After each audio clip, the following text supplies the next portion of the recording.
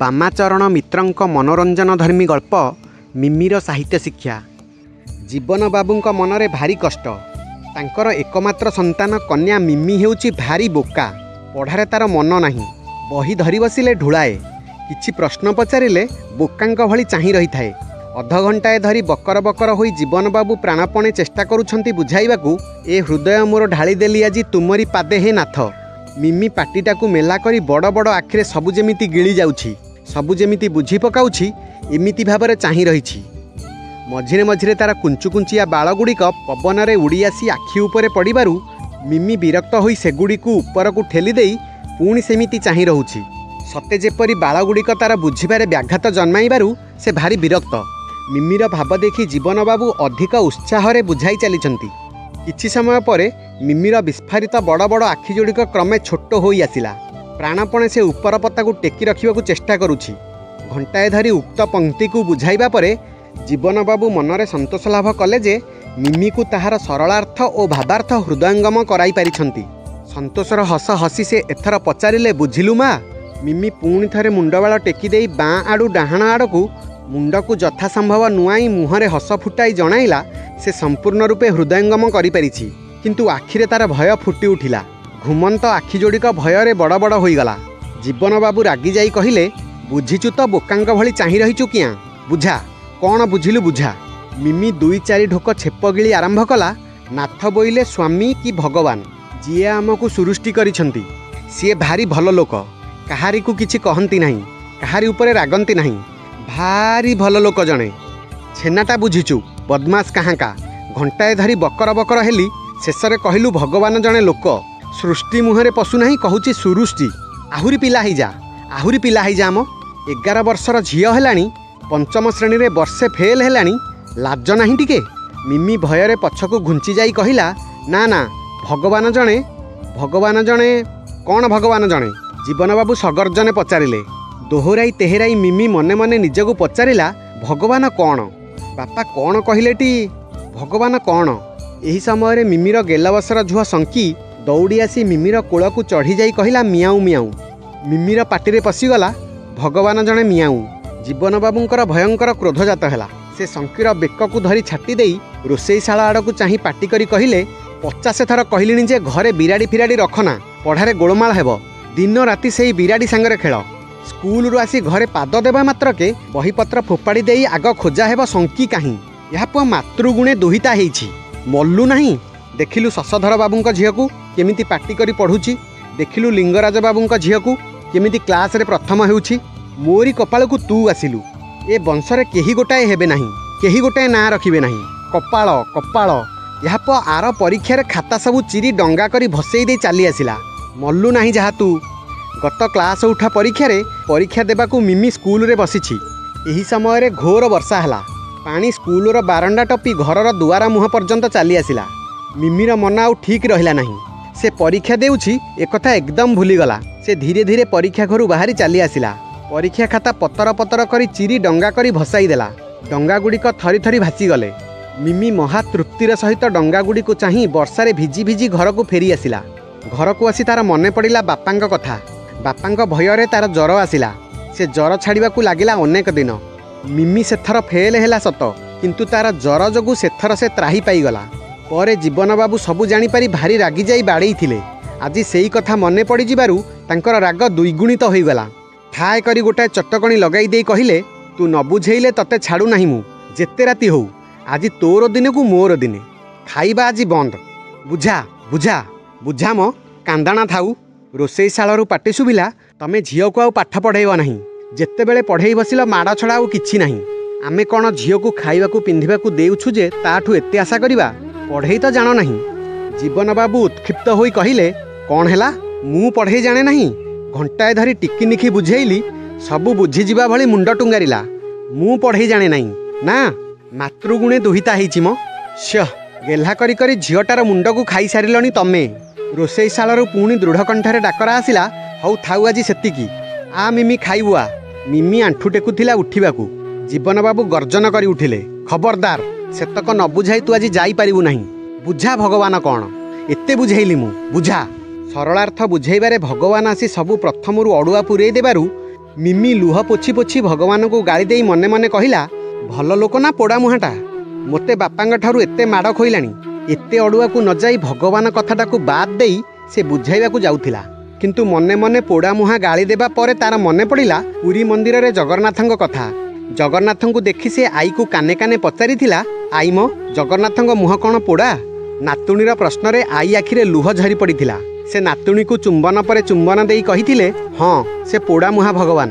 ସେଇ କଥା ମନେ ପଡ଼ିଯିବାରୁ ମିମି ଯେପରି ଅନ୍ଧକାର ମଧ୍ୟରେ ଆଲୋକ ପାଇଲା। ଆଖି ତାର ଉଜ୍ଜଳ ହୋଇ ଉଠିଲା। ଜଗନ୍ନାଥ ଯେପରି ତାର ଆଖି ଆଗରେ ଉଭା ହେଲେ। ସେ ଭଲ କରି ଥରେ ସେ ଚେହେରା ଦେଖିନେଇ କହିଲା, ଭଗବାନ ହେଉଛନ୍ତି ଜଗନ୍ନାଥ। କିନ୍ତୁ ଆଈ କଥା ମନେ ପଡ଼ିଯିବାରୁ ମିମିର ଆଖି ଯୋଡ଼ିକ ଛଳଛଳ ହୋଇଗଲା। ସେ ସବୁ ଭୁଲି ଯାଇ କହିଲା, ବାପା ମ, ବାପା, ଆଈ ମୋତେ ଲେଖିଛି। ଗାଁରେ ରହି ତାର ମୋ କଥା ମନେ ପଡ଼ି ମନ ଭାରି ଖରାପ ହେଉଛି। ତାକୁ ନେଇ ଆସ ମ ବାପା। ରଖ ତ ଆଈ। ଭଗବାନ ହେଉଛନ୍ତି ଜଗନ୍ନାଥ। ତାପରେ କ'ଣ ହେଲା? ଆଈ ବିରହ ବିଧୁରିତ ମନକୁ ପୁଣି ସରଳାର୍ଥ ଆଡ଼କୁ ଫେରାଇ ଆଣିବାକୁ ମିମିର କିଛି ସମୟ ଚାଲିଗଲା। ଉଦ୍ଗତ ଅଶ୍ରୁରୋଧ କରି ମିମି କହିଲା, କବି ଏଠାରେ କହୁଛନ୍ତି ଯେ ଆଈ ମ, ଆଇଲୋ। ଏଥର ମିମି ଆଉ ସମ୍ଭାଳି ନ ପାରି ଭେଁ କରି କାନ୍ଦି ପକାଇଲା। ଜୀବନବାବୁ ଦୁମ୍ ଦୁମ୍ କରି ତା ପିଠିରେ ଦିଟା ନଦୀ ଦେଇ କହିଲେ, ଧେତ୍ ମୋ କପାଳରେ ଦେଖ ଆକୁ। ଏତେ ବୁଝାଇଲି ଘଣ୍ଟାଏ ଧରି, ସବୁ କୁଆଡ଼େ ଭୁଲିଗଲୁ। ସ୍କୁଲ ମାଷ୍ଟର କାଲି କହୁଥିଲେ ଯେ ମିମି କ୍ଲାସରେ ମୋଟେ ମନ ଦେଉନାହିଁ। ଯେତେ ସବୁ ଅଦ୍ଭୁତ ଉତ୍ତର ଦେଉଛି।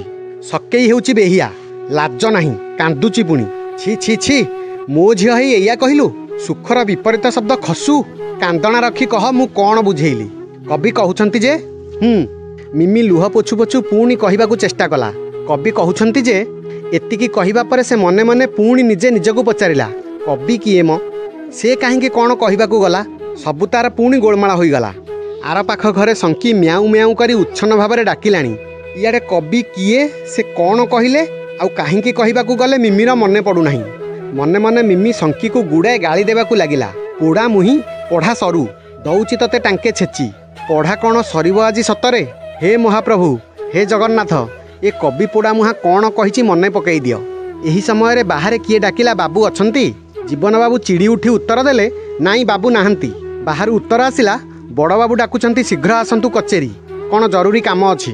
ଜୀବନବାବୁ ବିରକ୍ତ ହୋଇ କମିଜ ପିନ୍ଧୁ ପିନ୍ଧୁ କହିଲେ, ମୁଁ ଯାଉଛି, ଅଧଘଣ୍ଟା ଭିତରେ ଫେରିବି। ମୁଁ ଯାହା ବୁଝାଇଥିଲି ତାହା ଲେଖିଥିବୁ, ଆଉ ଦ୍ୱିତୀୟ ଉଦାହରଣ ମାଳାର 5 ନମ୍ବର ଅଙ୍କଟି କଷି ରଖିଥିବୁ। ଯଦି ନ ହେଇଛି ତାହେଲେ ଦେଖିବୁ ମୁଁ ତୋର କି ଅବସ୍ଥା କରିବି। ଜୀବନବାବୁ ତରତର ହୋଇ ଚାଲିଗଲେ। କଚେରୀରେ ବଢ଼ି ସଂକ୍ରାନ୍ତ ଜରୁରୀ କାମ କରୁ କରୁ ତାଙ୍କର ଅଧଘଣ୍ଟାଏ ଚାଲିଗଲା। ଘରର ଦାଣ୍ଡ ଦୁଆର ମୁହଁ ପାଖରେ ଧୀରେ ପାଦରୁ ଜୋତା କାଢ଼ି ହାତରେ ଧରି ଝରକା ବାଟେ ଉଙ୍କି ମାରି ଦେଖିଲେ ମିମି ଶୋଇଛି ନା ପାଠ ପଢ଼ୁଛି। ଝରକା ବାଟେ ଯାହା ଦେଖିଲେ ସେଥିରୁ ସେ କିଛି ବୁଝିପାରିଲେ ନାହିଁ। ତାଙ୍କର ବଡ଼ ଭାଇ ଓ ସାନ ଭାଇ ଦୁହେଁ ଖାତା ଉପରେ ଲଇଁ ପଡ଼ି କ'ଣ ଲେଖି ଚାଲିଛନ୍ତି। ଅନେକ ଲେଖି ସାରିଲେଣି। ଅନେକ କାଗଜ ଚିରା ହୋଇ ତଳେ ପଡ଼ିଛି। ମିମି ଦୁଇ ଗୋଡ଼ ଲମ୍ବେଇ ଦେଇ ଶଙ୍କିକୁ କୋଳରେ ବସେଇ ତାକୁ ଥାପୁଡ଼େଇ ଥାପୁଡ଼େଇ ଗୀତ ଗାଉଛି, ଧୋରେ ବାଇଆ ଧୋ, ଯେଉଁ କିଆରିରେ ଗହଳ ମାଣ୍ଡିଆ ସେଇ କିଆରିରେ ଶୋ। ଘର ଭିତରକୁ ପଶି ଆସି ଜୀବନବାବୁ ପଚାରିଲେ, ମିମି ତୋର ଏଇ ପଢ଼ା ହେଉଛି? ମିମି ଚମକି ପଡ଼ି ବାପାକୁ ଚାହିଁ ଶଙ୍କିକୁ ଛାଡ଼ିଦେଲା। ଭୟରେ ମୁହଁ ତାର ଏତେ ଟିକିଏ ହୋଇଗଲା, କଳା କାଠ ପଡ଼ିଗଲା। ଇଏ କ'ଣ ହେଉଛି ଭାଇ? ଜୀବନବାବୁ ଆଶ୍ଚର୍ଯ୍ୟ ହୋଇ ପଚାରିଲେ। ଅଙ୍କ କଷୁଛୁ ଆମେ। ଛି ଛି ଛି, ଏଡ଼େ ବକଟେ ପିଲାକୁ ଏମିତିକା ଅଙ୍କ?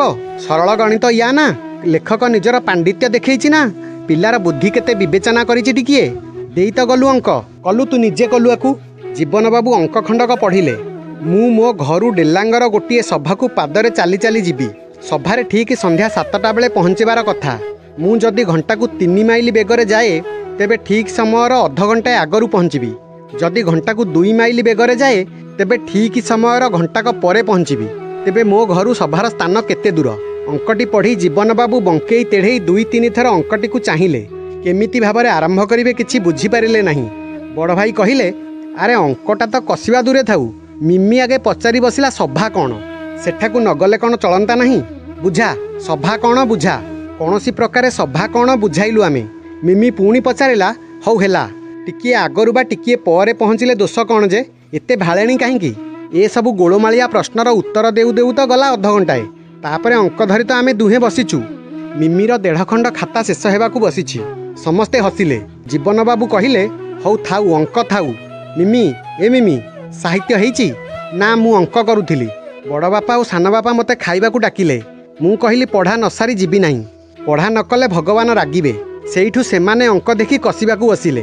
ମୁଁ ଆଉ ତୁ ଶଙ୍କିକୁ ଶୋଇ ଦେବାକୁ ବସିଲୁ। ନା, ତୋ ଦେଇ ପାଠ ହବ ନାହିଁ, କିନ୍ତୁ ତତେ ଆଜି ନ କୁହାଇ ମୁଁ ଛାଡ଼ିବି ନାହିଁ। କହ, ଏ ହୃଦୟ ମୋର ଢାଳିଦେଲି ଆଜି ତୁମରି ପାଦେ ହେ ନାଥ, ଏହାର ସରଳାର୍ଥ କହ। ମିମି ଏଥର ସାହସ ଭରି କହିଲା, ନାଥ ବୋଇଲେ ଜଗନ୍ନାଥ, ଯାହାଙ୍କର ମୁହଁଟି କାଳିଆ, ବଡ଼ ବଡ଼ ଆଖି, ନେଫେଡ଼ା ମୁହଁ। ଜୀବନବାବୁ କଟମଟ କରି ଚାହିଁଲେ ମିମିକୁ, କିନ୍ତୁ ବଡ଼ ଭାଇ ପାଖରେ ଥିବାରୁ ତାଙ୍କ ଭୟରେ ମିମିକୁ କିଛି କହିପାରିଲେ ନାହିଁ। କିନ୍ତୁ ବଡ଼ ବାପାଙ୍କର ବଡ଼ ବଡ଼ ଆଖି ଦେଖି ମିମିର ମୁହଁ ଶୁଖିଗଲା, ସବୁ ଉତ୍ସାହ ତାର ମରିଗଲା। ବଡ଼ ଭାଇ ବୁଝିପାରି କହିଲେ, ହଁ ଲୋ ମା, ତୁ ଠିକ୍ କହିଛୁ। ବାଃ, ବେଶ ସୁନ୍ଦର ବୁଝିଛି। ହଁ, ତାପରେ ସେହି ଜଗନ୍ନାଥଙ୍କୁ ଚାହିଁ କବି ବୋଲି ଜଣେ ଲୋକ କହିଲେ। କହିଲେ। ବଡ଼ ଭାଇ ଉତ୍ସାହ ଦେଇ ପଚାରିଲେ। ମିମି ସାହସ ପାଇ ତାର ବଡ଼ ବାପାଙ୍କର କାନେ କାନେ କହିଲା, ଜଗନ୍ନାଥଙ୍କର ପାଦ ନାହିଁ ମୁଁ ଦେଖିଛି, ଆଉ ହୃଦୟଟାକୁ କବି ଢାଳିଦେଲା। ଆଚ୍ଛା ବଡ଼ ବାପା, ହୃଦୟଟା ଢାଳିଲା କେମିତି? ବଡ଼ ଭାଇ ମିମିକୁ କୋଳକୁ ଆଉ ଯାଇ ନେଇ କହିଲେ, ମା, ତୋ ପାଠପଢ଼ା ସେତିକି ଥାଉ, ତୁ ଯାହା ପଚାରିଲୁ ତୋତେ ସେ କଥା କେହି ବୁଝାଇ ପାରିବେ ନାହିଁ। ହୃଦୟଟାକୁ କେମିତି ଢାଳନ୍ତି ସେ କଥା ମୁଁ ଏପର୍ଯ୍ୟନ୍ତ ବୁଝିପାରେ ନାହିଁ, ତତେ ବୁଝେଇବି କ'ଣ? ଆଉ ସେ କବିଟା ବୁଝିଛି ବୋଲି ମୁଁ ବି ଭାବୁନାହିଁ। କାହାଣୀଟି ଯଦି ଆପଣଙ୍କୁ ଭଲ ଲାଗିଥାଏ ତେବେ ଚ୍ୟାନେଲକୁ ସବସ୍କ୍ରାଇବ୍ କରିବେ।